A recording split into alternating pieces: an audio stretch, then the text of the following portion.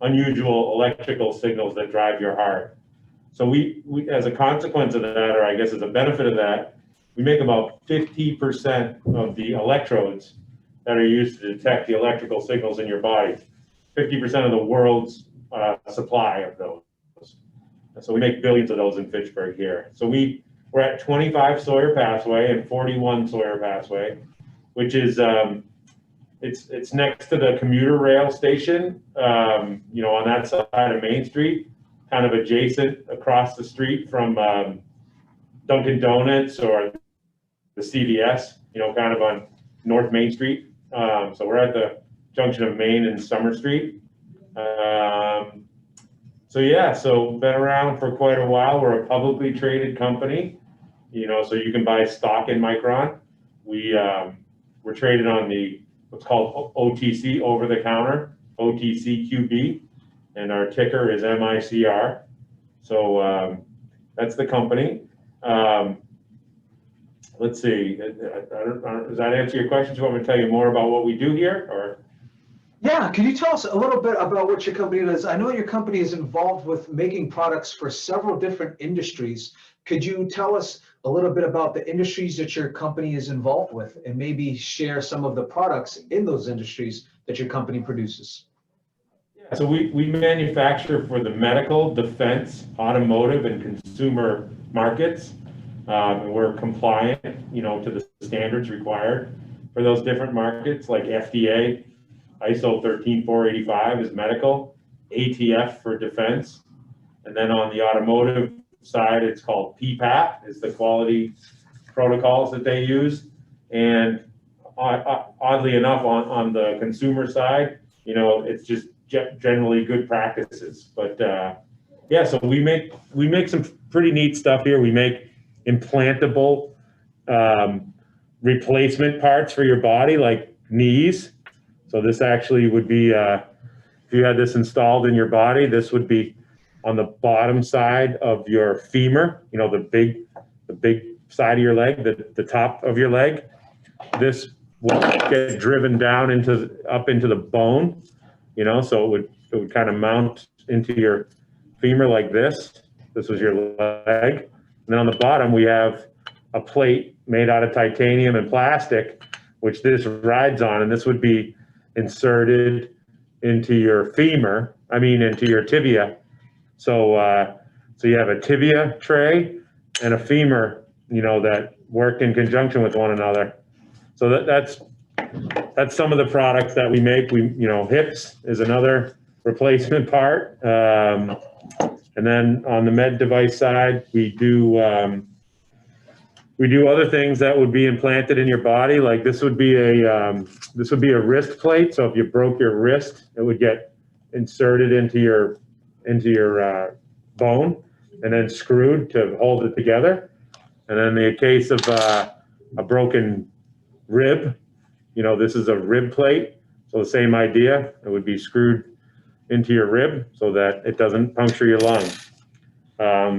We also do some really cool devices right now that are being used for COVID testing. And so this is one of the test kits. So well, how this guy works is, you know, you get it delivered to your house. You'd use a little lancet and prick the side of your pinky, and you'd wipe it, you know, on the device. You seal it shut, and you put it in a pouch, and send it back to the lab. And you know, in a day or two, they'll tell you how many, you know, if you have COVID or antibodies, and they can also tell you about 15 other features of your body based on blood. So it's a pretty cool device. It's really a blood transport device that's all used for COVID. We're also in development on another product that's quite similar to this. It's a little bit smaller, but if it's COVID specific, so same idea, prick your finger, you wipe the blood on the device, and in 10 minutes it tells you if you have COVID or antibodies, or if you're negative. So, you know, that's something new that's not available in the market yet that we're working on here at Micron in conjunction with one of our clients. So on the defense side, we make some pretty cool products that are optical assemblies that this would mount on a helmet of a soldier, and it has a little LCD display inside, which is about the size of your pinky nail. So when you put it close to the front of your eye, you know, it looks as big as probably the screen you're looking at right now. And what this does is it allows the scope on the gun to transmit images, either real video, infrared, or night vision to the soldier, you know, as a display that they can push up and down. And so what's cool about it is, you know, a soldier can have their weapon, and they can, if they had the scope on it, they could point it around a corner and see what's down an alleyway. And if a bad guy, you know, busted through a door and went inside, you could switch it over to infrared and then look inside the building and get a heat signature on who's where in the building. Bust down the door, can be pitch dark, and you can use night vision to see exactly where people are, and you can, you know, disposition them, I guess, whatever it takes to deal with the situation. We make some pretty cool bullets, you know, that are less than lethal. So these get shot out of a grenade launcher, and if they hit you, the head of this thing opens up like an umbrella.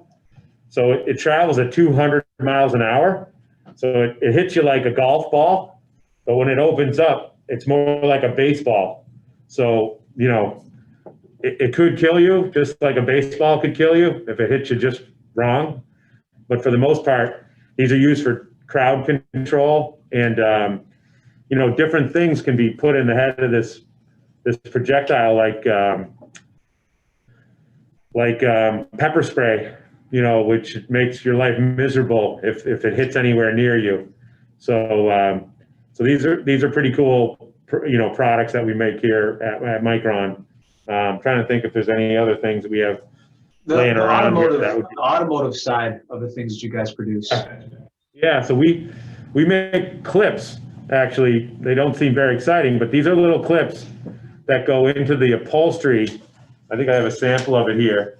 So like if you think of, this is where you sit, you know, in your car, the bottom of a car seat, and these clips are inside the foam, and your upholstery actually clips into these clips, so it stays where it should be in the car.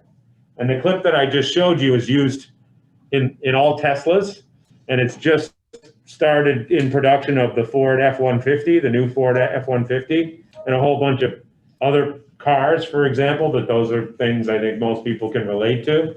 So yeah, so that's kind of the stuff in that we do in automotive. So, and there's a ton of other things, but I think those are probably good examples. Well, so it seems like your company has their hands in so many different industries, and there's really enough creativity of products to go around.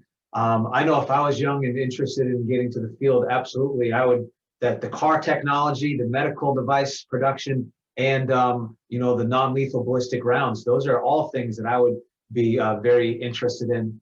With all of those different products that you got company produces, you have to have different procedures that you use to create those products. Could you tell us a little bit about, like, maybe your injection molding or CNC production or things like that?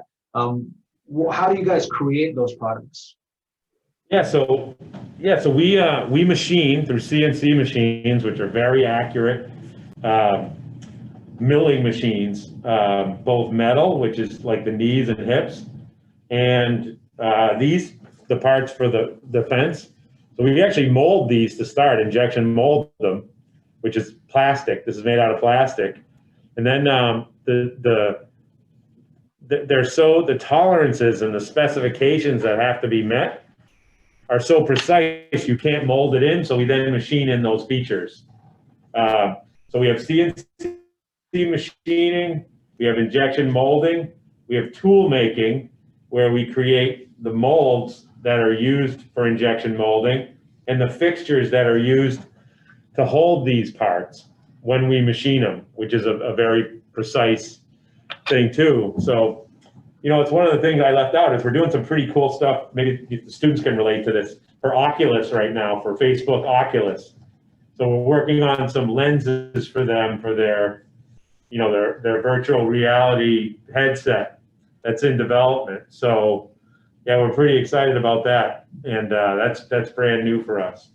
So yeah, so those are plastic parts that we then machine because again the tolerances are so tight. It's so accurate. So yeah, that's the mainstay of what we do here. Those are our core competence. But as a strategy, we always want to use automation when we can. So, you know, what you'll see here at Micron is a lot of robotics as part of our manufacturing strategy. And so anytime that we have to, we require, our customers have large volume, stable demand, we want to automate that because it's the most efficient way to run 24 hours a day, 5 or 7 days a week, you know, because if you talk to Esmeralda, I mean, she's up at night thinking about how we're going to get all the people we need to grow the business at the rate, you know, we aspire to grow it. So that's one of our challenges as a business, to find talented people, whether they're inexperienced, you know, or super experienced, to do what needs to be done here to be successful each day. Thank you. And speaking of like the search for talented people, could you tell us a little bit about maybe some of the jobs that you guys usually hire for, and then how do you guys acquire some of those people? I know earlier when we spoke, you talked of several different tracks for people to come in. One of those tracks was actually taking internships from high school students. So yes, our entry-level machine operators usually come through an agency, a temporary agency, and they're here for minimum 3 months, and then we hire them. It could be shorter if they're good employees. We hire them before and we pay the fee. Our other jobs, not entry level, we do through Indeed or our page. That's where we post our jobs, and they send resumes, and we screen them. Once we screen them, we set up interviews with managers, and if the manager thinks that the candidate has the not necessarily the skills, but at least entry level that could deal with, you know, day-to-day job duties, we try to bring them on board. We send them an offer letter, and then we send them to do the background check if the person accepts obviously the offer letter. So entry level is most likely is the easy part of recruiting, except third shift and second shift is still hard, even through an agency. That's why if we get good candidates second and third shift, we try to bring them on board. We don't wait the 3 months. We try to bring them on board immediately because it's hard, especially now with the whole COVID unemployment benefit, that they get $300 just being home, additional $300. So it's even harder. The more specific job openings are the CNC machine operators. We do hire kids that come from Monty Tech, or now that we're going to give you guys the opportunity, if they bring some type of skills that we could train them, we're definitely going to give them the opportunity. It's important for them to come with an open mind to learn, be here on time, be a responsible employee, and you're going to get the opportunity. I guarantee you that you'll have the opportunity to grow here. But it all depends on, you know, your determination. If you come here with the correct mindset, you could grow here. I'm very proud of working at Micron because what we're saying is legit. We're not just saying this because we want to sound nice. We really do commit to what we say, and if you are a good employee, you're gonna have the good opportunities of growth here. But it depends on what you're looking for. So. Earlier when we were speaking, you had a statement and it just really stuck with me. And you said that it's not where you start, but it's where you end. And you spoke a little bit about some of the opportunities for promotions and upskilling of individuals. Can you talk a little bit about that, or even share some stories of people who may have started in one section of the company and then have transitioned over to some of the other opportunities that you have available? Yeah, I'll touch on this one. So we have some really good examples. So we have a couple guys here that started as interns. I'll tell you probably one of the ones that I think is an amazing story. So we have a guy that started as an intern from Monitech. Really didn't have any skills, but worked within our tooling group doing tool maintenance. When he left Monitech, when he left his internship, he stayed here at Micron and worked whenever he could, on the weekends or whatever, looking to make some money. So we worked with some very experienced people here every day that he was here. So we learned a lot very quickly. He was the type of guy that was interested in learning. He decided after high school to go to college. So he now works here full time because his college is remote. And so he took a course load that we're working around, because we work 24 hours a day. So he has the ability in 24 hours to find time for school and for work. So he's literally paying for college, paying for his lifestyle. He drives a nice car and, does all the things that you want to do when you're a young person. And he's on a career trajectory here too. When he graduates from college, he'll have manufacturing skill set together with that education. So that end that you're talking about, like, it's not where you start, where you end. I mean, he to the moon, is where he's going. He has tons of potential. And so, and it all started with an internship. So, like Esmeralda said, if you have the right attitude and the right desire, we got a place for you. If you have, if you're interested in manufacturing and all the jobs that contribute to manufacturing, and like we said earlier, half the people that work here are in production, and the other half are in administration and engineering. So there's a tremendous amount of career growth here at Micron. I know that some people, when they think of manufacturing, they might think that industry is dead or dying. You said that you guys have actually grown and added more people onto your team, even in these tough times like COVID.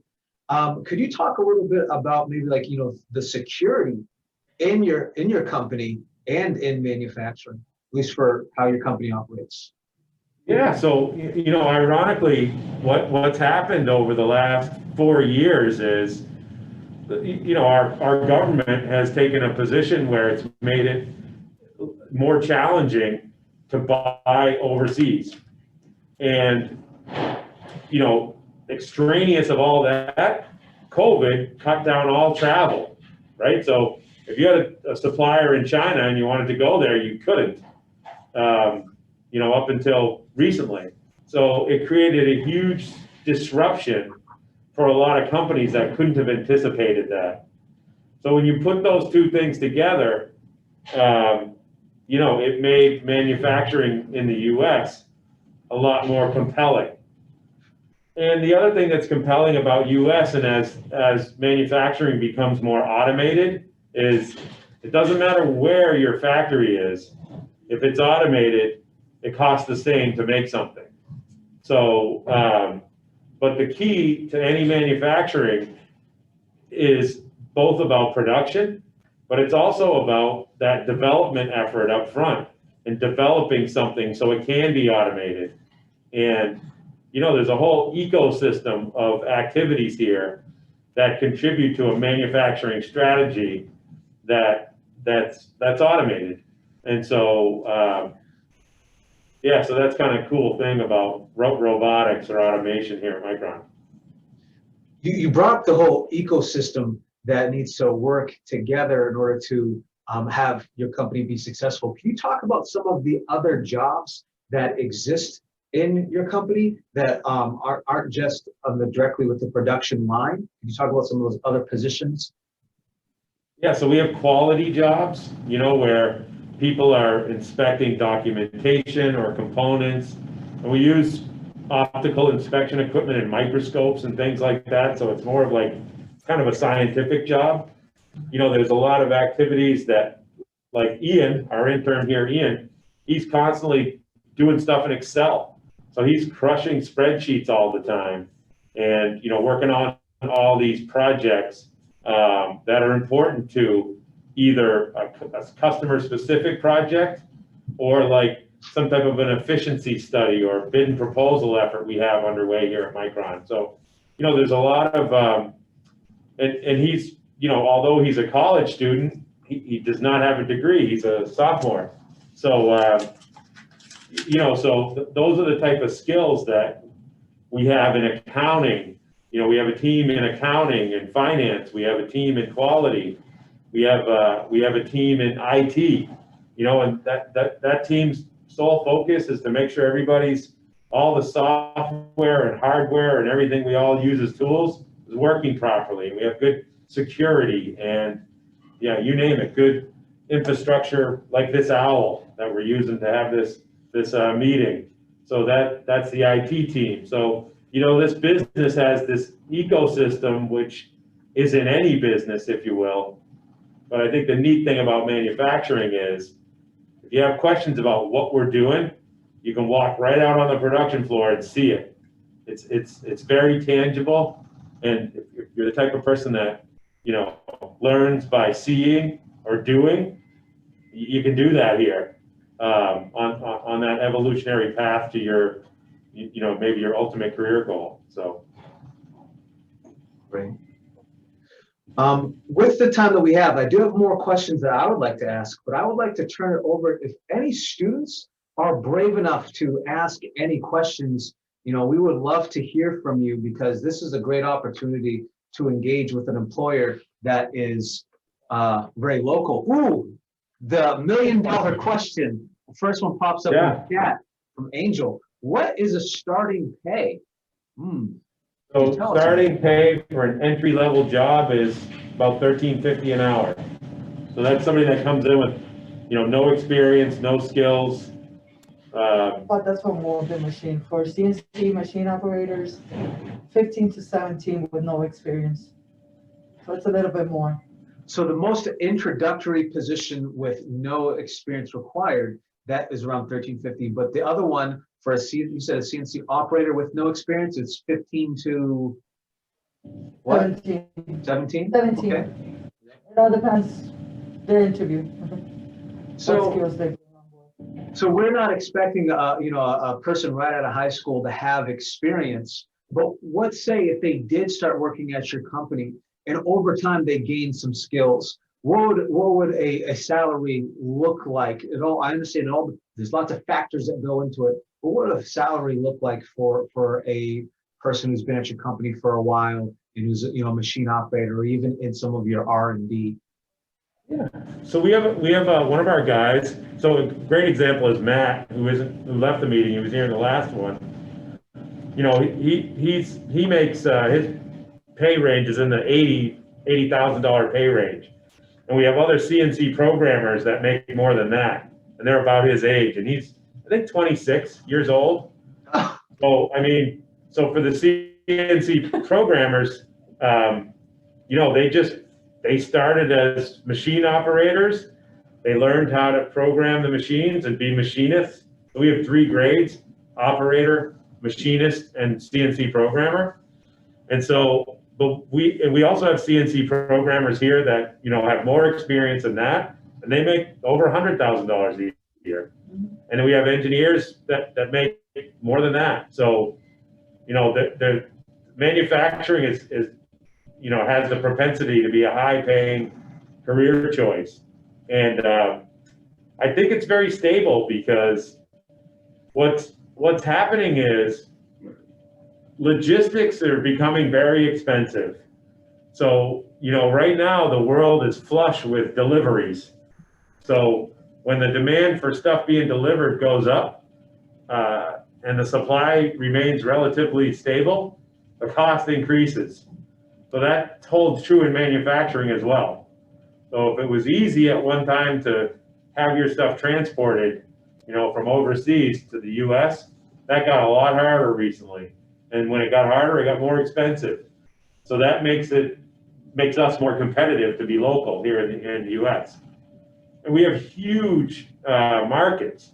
So if you look at, specific striations of the medical device industry, like these diagnostic test kits, these are $50 billion industries. So, it's really healthy. And I think what we're going to see, all of us, as a result of COVID, way more healthcare is going to happen at home. And with home healthcare comes home test kits.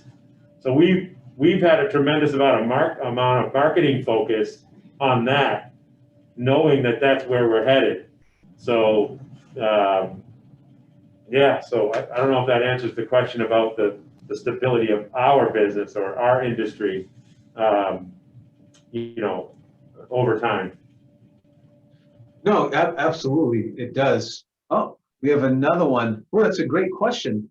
What is a typical day like at Micron?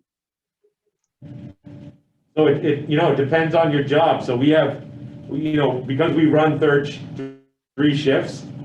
If you work first shift and you work in production, like Esmeralda said, a molding machine operator or CNC operator, that's a shift start that's 7 o'clock in the morning, and goes for 8 hours. Then the next shift we have an overlap between shifts, so that when you hand over the machine that you're working on to somebody else, you want to share with them where you are in the production status. So we have it's 7 to 3, and then 3 to 11, and then 11 to 7. So those are the 3 shifts. So that's on the production side. On the office side, we generally start at 8 o'clock or so, and like many kind of technical companies, there's a lot of people that work late at night if they choose, and these are salaried people, or on the weekends or whatever it takes. So it ranges. If you're hourly, you work a shift and you get paid for that shift. If you're salary and you work, a salary job, you do whatever it takes to get results at whatever time it takes. It's usually customer driven or project driven. So, there's some flexibility there. So kind of like teachers, there's a typical day, but when you throw COVID into the mix, you're an in-person teacher, an online teacher, a hybrid teacher, and that requires way more hours in the day than maybe life may have been when you were just an in-class teacher. So we're the same. We have to adjust to demands of the job. Those are some very good questions. Do we have any more questions? Yes, come through. Ooh. Yeah, good, very good question. Where do you see your company in 5 years? Yeah, so that's a super question. So we're basically on a tremendous growth trajectory. So we plan on growing by 15 to 20% per year. And so we added 40 people last year, 2020. So that we plan on expanding like that. One thing we do have here at Micron, thank heavens, is a lot of extra machine capacity and a lot of extra space. What we don't have is people. So, and as we, develop more clients and grow the sales, we're going to need to staff up to support that. So, but we're going to stay focused in the markets that we're in, which, you know, the largest activity we have is in medical, and then second after that is defense. So, you know, we'll really, you know, remain focused in those two markets. And you know, at the same token, we're not going to ignore automotive or consumer, but, you know, our core focus is medical and defense. I was gonna add, a typical day at Micron is working in a clean environment, because maybe these students say manufacturing is dirt, dust. This facility is sparkless. It's like clean from the Top to bottom, yeah. to top to bottom. It's awesome, and safety comes first also. So Yeah, so that'll be a typical day. They're gonna see the difference. I come from other manufacturing industry, and the workload is not even heavy either. It's manageable. What's your favorite part of working here? Yeah. Just asking your favorite. What's my favorite part of working here is, you know, like we're growing very fast and we're involved with exciting technology. So I'm a technology nerd. So I like cool stuff, and we're involved with a lot of cool stuff. And some of this stuff is life-saving and life-changing stuff.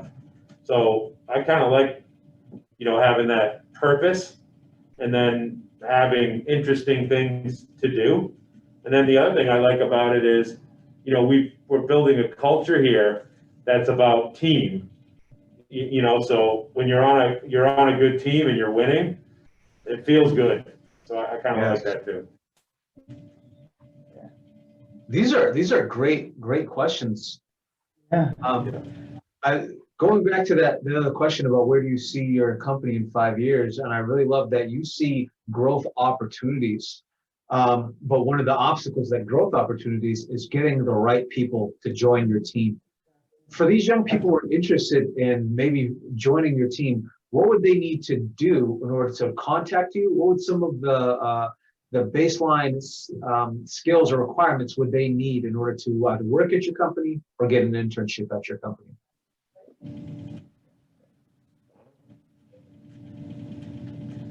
So on the chat, you can see where I put our website. We have a careers page, and you can send your information in that way. I will call you, I will speak with you, or I will send you to Esmeralda. Or just call us. Or I just have the phone number there as well, and you can press there and speak with me again. I'll get you to the right place. But you asked something more specific as well about the internship? How they get a hold of us. know how to get a hold of us. Yeah. All right.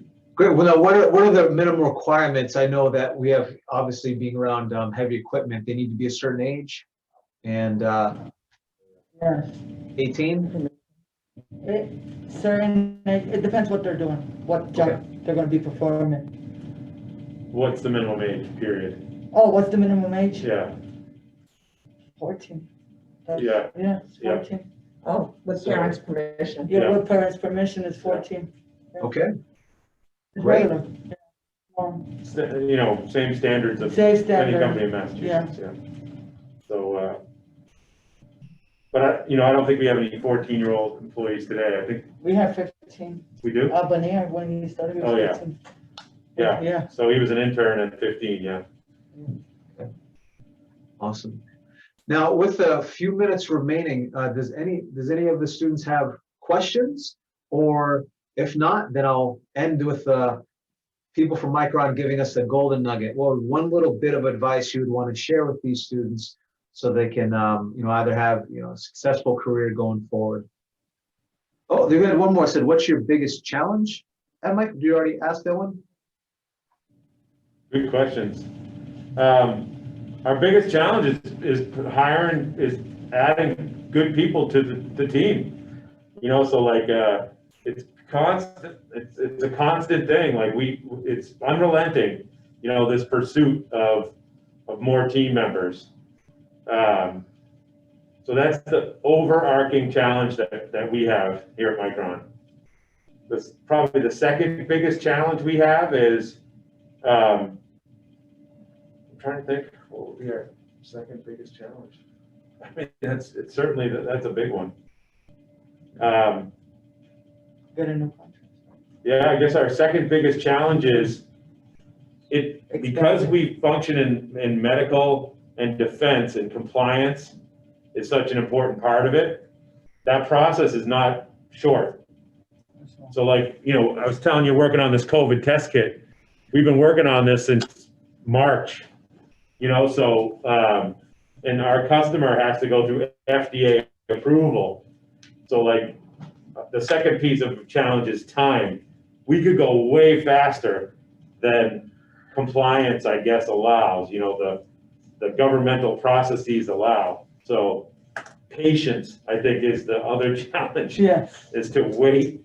You know, we know everybody wants these things, and if we had them, our customer would sell them, and life would be good. But you got to wait for the FDA. So yeah. Awesome. Well, we are going to close out due to time. I want to say thank you so much to the amazing students from FHS, and thank you to all of the staff from Micron. And it's been a great day, great opportunities, and great information. And so we will start the next Zoom meeting in a few moments. Thank you. Bye. Okay. All right. And is it Bijou? Thank you for the questions. Bijou.